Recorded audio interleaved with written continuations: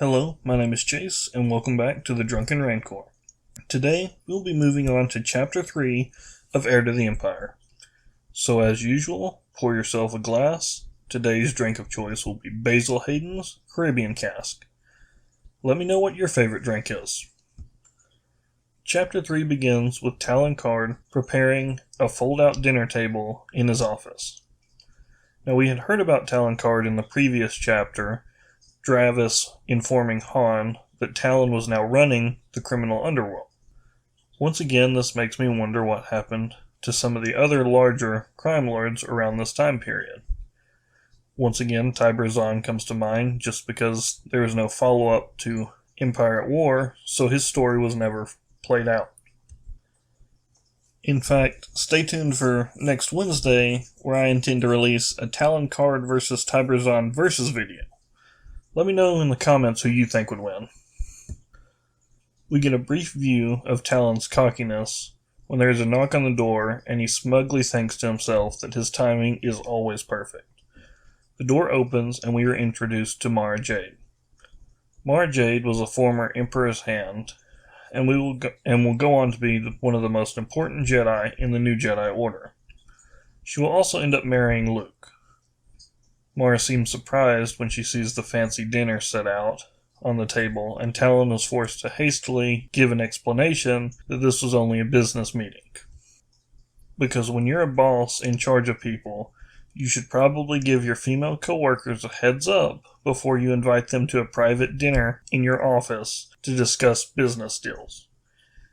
After all, while I don't think a smuggler's organization has an HR department for sexual harassment, you probably have a much higher chance of the woman having a gun and just shooting you if you push her too far. Which would probably solve a lot in the real world too. The pair sit down to eat, and one thing I find funny about this scene is that it's described as being a fancy dinner, with wine and a Michelin 3-star meal, but it's on a fold-out dinner table in the office of a smuggler. For some reason, the description of it being on a fold-out table just puts the image in my head that this fancy dinner is being served on paper plates, with the wine served in red solo cups. Before the pair can eat, there is what is described as between a cackle and or a purr, which comes from behind Talon's desk. Drang, one of Talon's pet Vornskiers, slinks out from behind the desk. Now, I've always imagined that they sound similar to a hyena. Standing at around the same height as a wolf with a long, venomous whip-like tail, a Vornskier was a very dangerous predator, which makes the fact that Talon Card keeps two as pets roaming around his complex very confusing. I mean, who else would keep a dangerous wild animal as a pet? Oh, wait, we have a whole documentary about that last year. Alright, Talon Card is Space Joe Exotica. But if he's Space Joe Exotica, who's Space Carol Baskins? Natazi Dalla? Izzard? We'll find out about that later. Let me know who you think it is. Talon Card tosses the Vornskier a piece of food off the table, which is bad enough to do when it's a dog, and you end up with a dog begging for scraps every time you have dinner.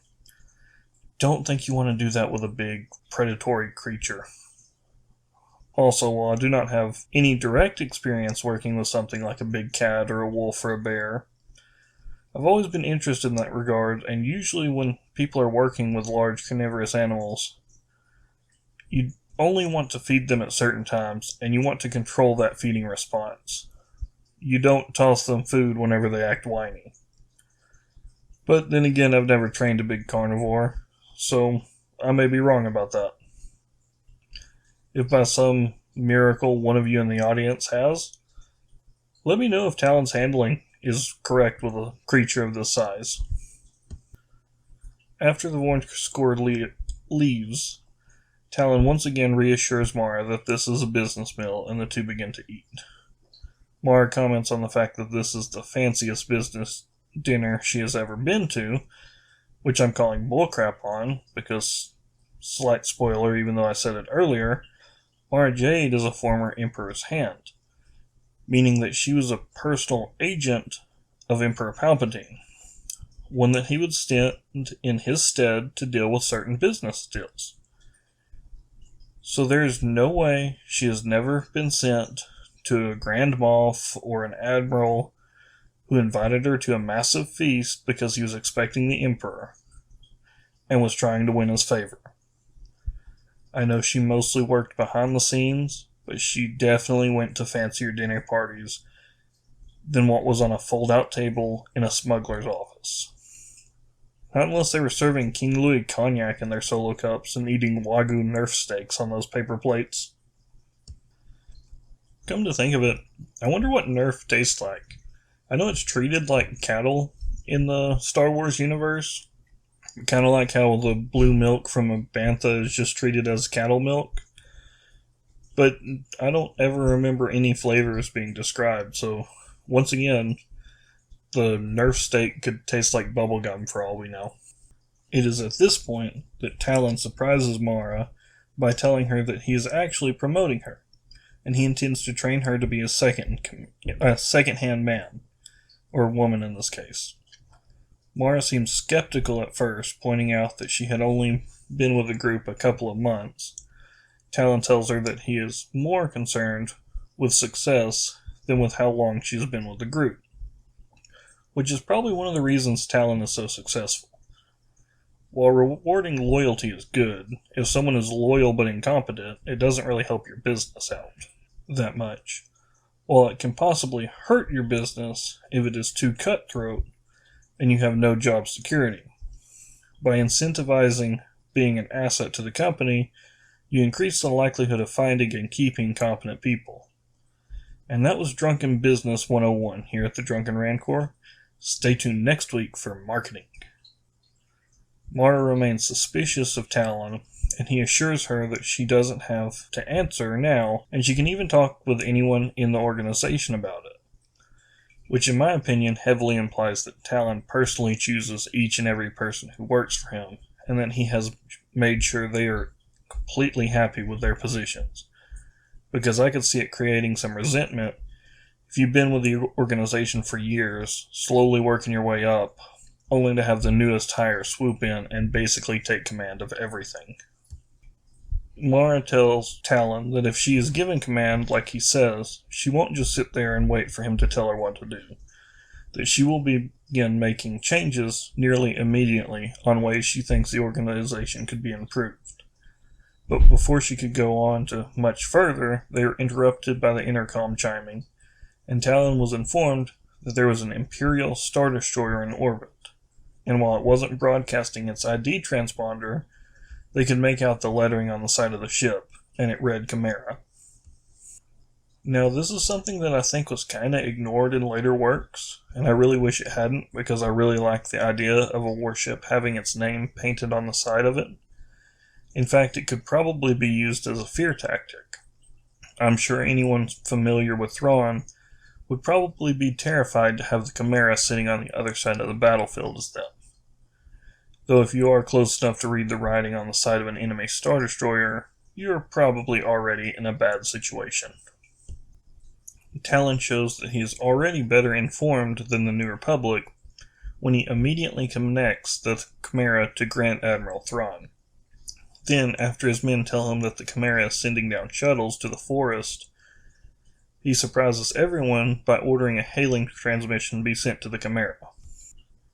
There is a brief pause where Talon comments on about the fact that the Empire is probably running his name through the database before Palion comes on the line, dismissively asking what they want, to which Talon boldly replies that they would just like to be neighborly and offer Grand Admiral Thrawn any help they might need.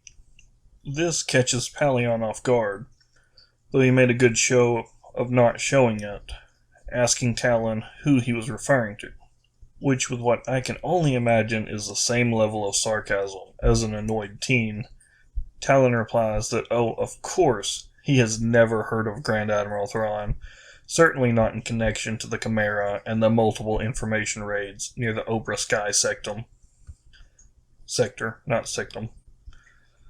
Not only does this show that Talon is incredibly well informed, it also shows that the man has balls of steel, because this man has an Imperial Star Destroyer sitting in orbit above him. And you may think that, well, Talon probably has a bunker he can run to if the Empire decides to try and shoot him, and I say such a thing does not exist. An Acclimator-class assault ship, the ships you see the clones marching into at the end of Attack of the Clones, has 12 quad turbo laser turrets. Each one is rated at 200 gigatons per shot. You know how many Hiroshima-sized bombs that is? That's 10 million nukes per shot. They have 12 quad turbo lasers of those. And this is the guns of a smaller warship. Most likely the Star Destroyer, which has 126 cannons, all of which probably have a higher yield than this. Which is why if it wanted to, an Imperial Star Destroyer is capable of performing a base Delta Zero, an attack which burns off the atmosphere of the planet and leaves it nothing more than a lifeless floating rock. The Empire didn't need the Death Star to destroy a planet, it was just a little flashier.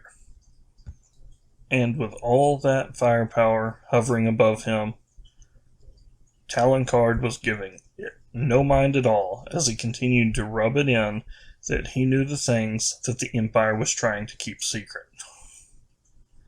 Talon then informs Pelion that his people should be careful since the planet had many dangerous creatures, and that the heavy iron concentration in the leaves makes it so that scanners are absolutely useless.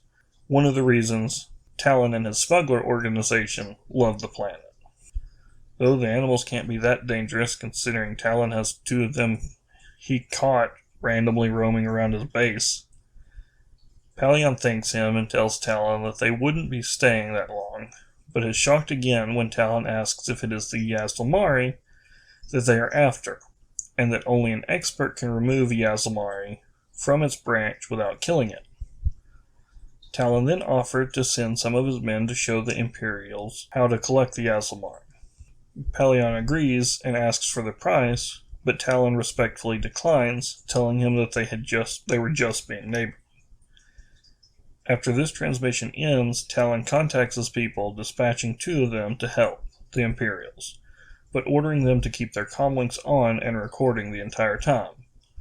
Mara seems surprised that he did not try and get the Empire to pay, but Talon reveals that this way he has people watching them the entire time they are on the planet, and after all, he couldn't prevent them from landing and taking the Yaslamari if he refused to pay. Mara asks if he thinks that the Empire is actually there for the Yaslamari, and Talon reveals that he doubts it, that it was a lot to go through for just one Jedi. Mara points out that they may have found another Jedi, though Talon brushes that off as unlikely, though he wonders if maybe they found Vader, in which Mara quickly shuts it down, stating that Vader died on the Death Star with the Emperor. Talon accepts this and then tells her to have several Yaslamari moved onto his ship, that if a Grand Admiral is carrying them around, maybe they have a benefit he didn't know about yet. With that, the 2 went back to their meal, returning to their discussion about Mara's promotion. Now, for anyone unfamiliar with the Yaslamari, the reason that they want them when dealing with a Jedi is because Yaslamari create a bubble in the Force, completely neutralizing it. Stand next to a Jedi with a Yaslamari, they're nothing more than an ordinary person, and pretty much you can shoot them because they don't have the Force to help them block bullets. Throughout Legends, they're nearly always used to hinder the Jedi, and it's one of the things Luke has to deal with throughout a lot of the expanded universe, but I really wish they would have brought them back in, because it would have been hilarious to have Finn strap a Yaslamari onto his back and then go fist fight Kylo Ren and just beat him down because he no longer has the Force.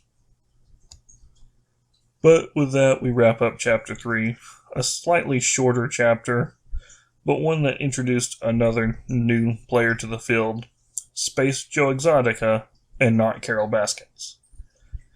At least I don't think Mara has ever... Yeah, she never kills Luke and feeds him to R2, so I think she's clear. As always, raise your glass, and may the Force be with you.